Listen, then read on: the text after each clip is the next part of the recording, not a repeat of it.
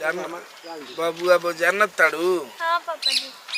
तार घर में जे भी तार ले बड़ बुजुर्ग बा हाँ ओकरा के तू अपन इहे जान जानू कि हमनी के मंदिर में जो भगवान खोजे नहीं जानू हाँ। तो भगवान घरे में बबुआ वो होखे में अरे अपन पापा जब ऐसे नहीं तो खोजत रही घर बार जान लू कि बबुआ वो हम तू लोग के पतो ही ना जानी औरी घरे बाड़ी लो उ लोग के हम बेटिए जानी ला तू बाड़ू नु तो तारा के पतो ही ना हम अपन बेटिए बबुआ वो जानत पापा जी रौरा जैसे हमरा के पापा मिला हम कितना खुश नसीब बानी।